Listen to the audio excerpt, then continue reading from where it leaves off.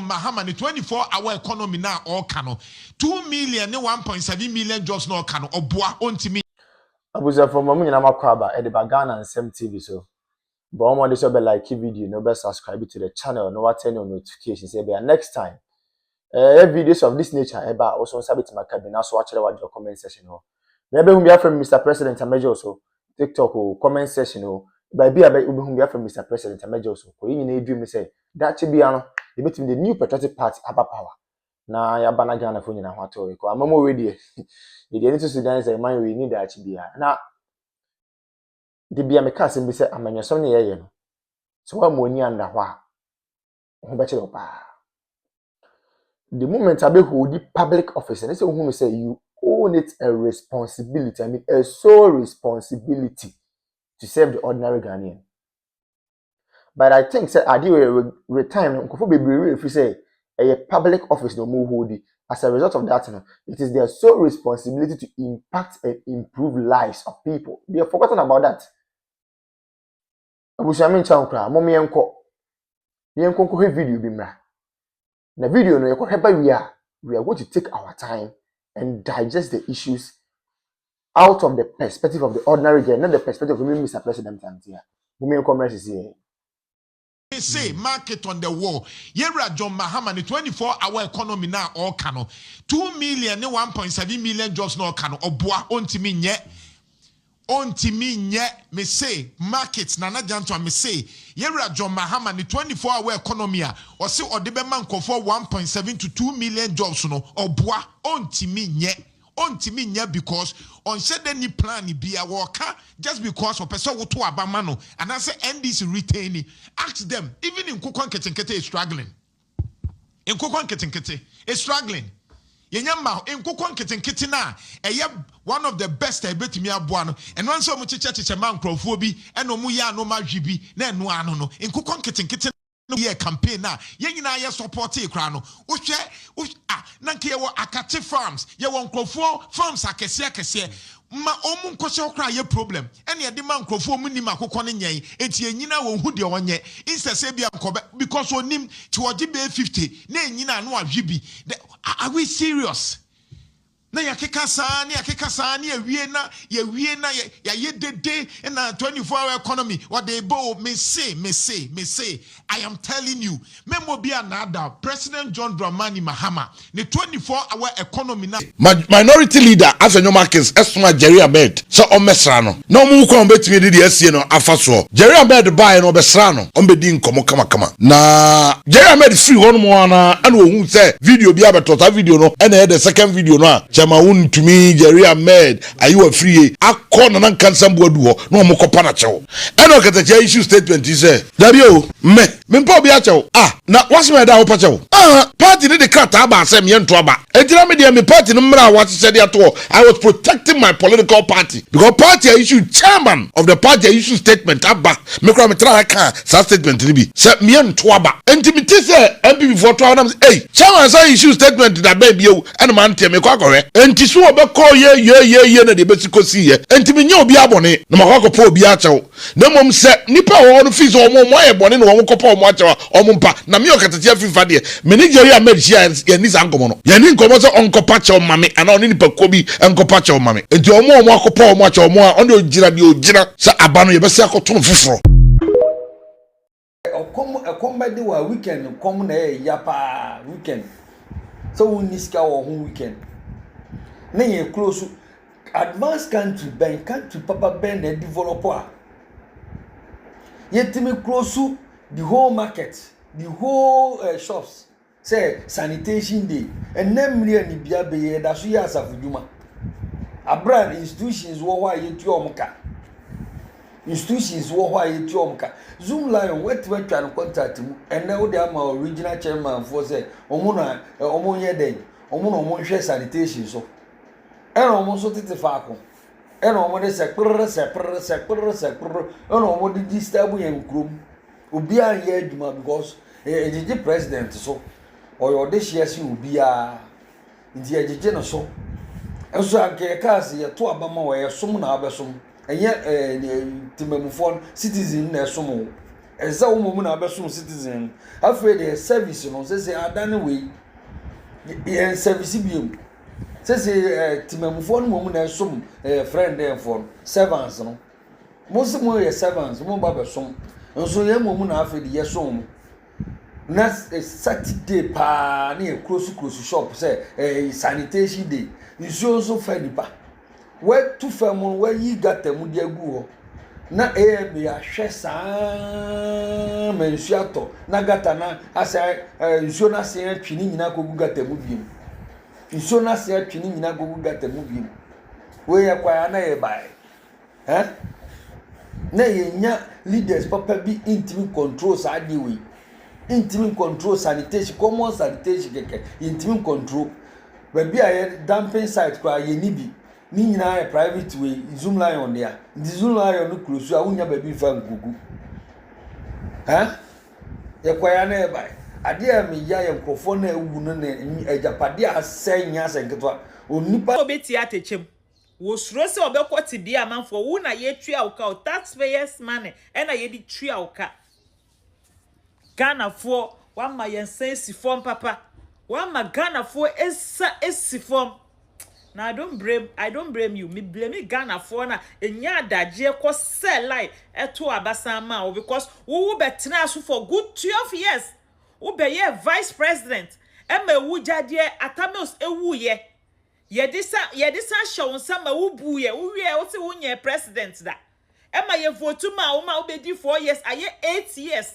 Wo se a we twa 4 years chinchina ye sama wo mra se wo betwa 12 good years wo tumi nye hwe wo promises enkoko anketenkete omo adwane en confirm a wo di ba ya omo kọ Burkina kokofu a wo promise omo se wo betu ebula ama koko farmers bia wo ba ye wo beti koko no so ewum wo nsan so ntua ka wo firi omo koko wo di omo ka wo ba ya wo si agenda 111 ye hu hwe afi na wo si market aye abeifo kodi dwa na access amanfo kodi dwa wo ye nti ase wo be sori e na wo si market ne bathroom wo he efiri kwa me kruma time market bie ni Ghana a bathroom ni toilet enim ewo mu di dada wo ewo mu edi dada na ya nkoto ayeda enso efa enkrofo a wo se den ya nkoto ayeda we are disappointed to Ghanaians. We are very incompetent. Incompetent President Mahama administration. What disappointed Ghana for? Wo nyame eyineni efri oso nyame nsan ni oso.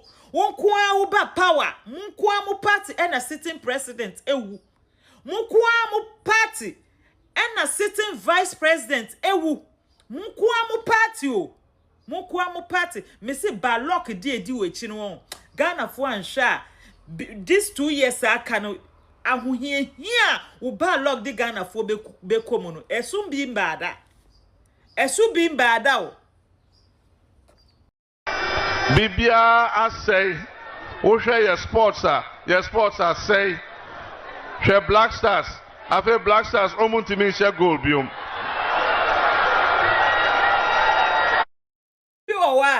ni incompetence na ewo nu mu no wodi be ya ne nte be ne ya nte obedi kan appointed the akire wo se wo na wo testa so na for ni na ekire no such an incompetency ye the world cup na be fie Brasters ya she goals say woto e bi nsi da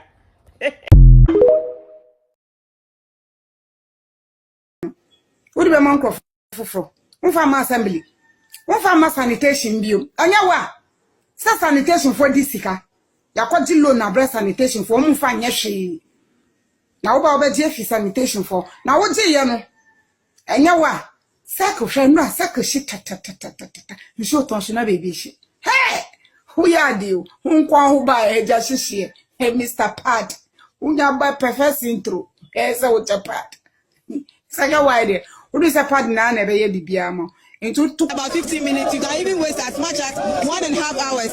So we are just pleading. They should just come to our aid. Make it a little more trouble so that it will be. I'm a teacher and I'm still here. My learners are in school waiting for the teacher and the teacher is still here. So we are just pleading. They should just come and fix it for us. We beg them. How long have you been waiting?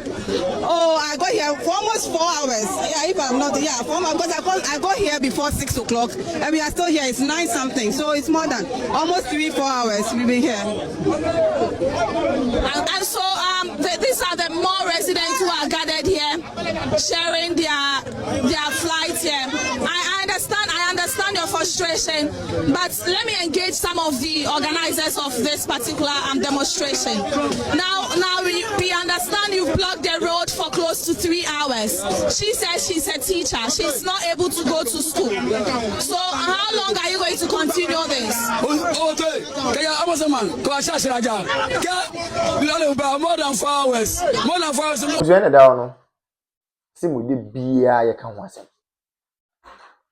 On my way, just say you name on my issue. I walk. For your shame, my papa and not done who for Dr. Laji Mahmoud Bomia, you get them out on my way. Any 2024 elections echo, and no man Dr. Bomia, and then a digital Ghana for some bar, way, a Maya Mamona. Monsieur, Maki and Sem Patadi and Sakai. Serious. So in fact, on my bit me could borrow or my be presidency. On my bit me could borrow or my be a leaders are KBA, the new patriotic party, the leaders of the party, KBA borrow another African country to cause development there.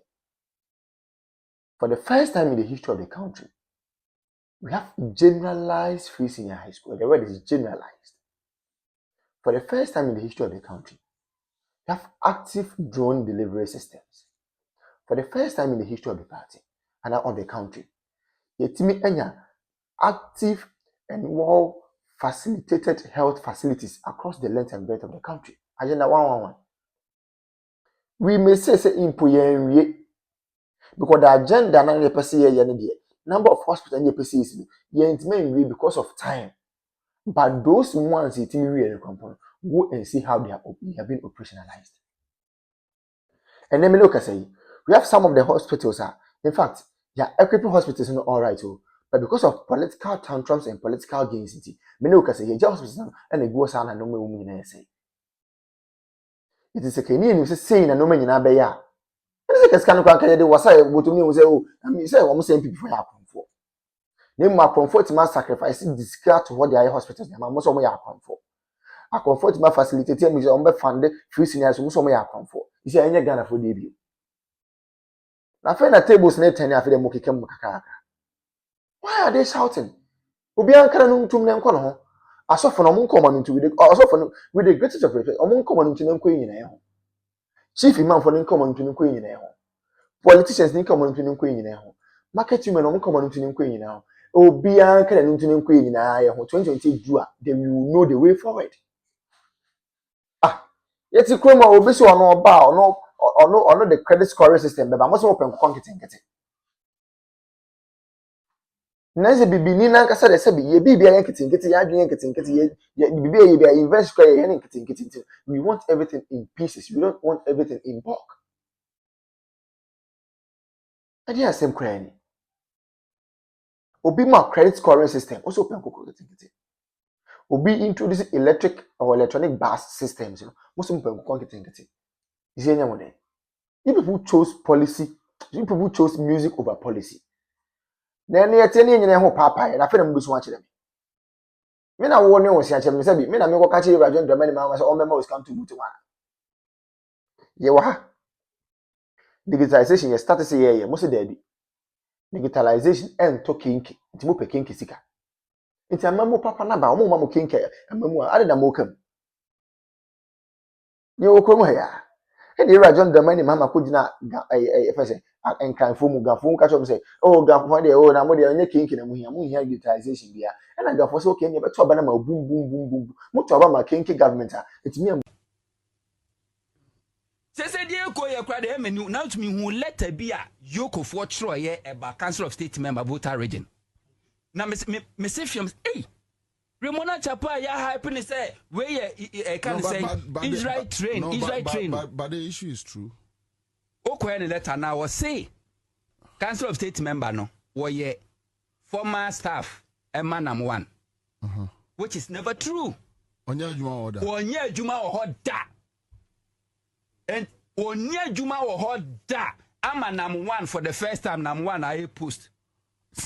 Oh yes, Nam 1 I post. Yeah, no catch you. We say, oh, the panel boy.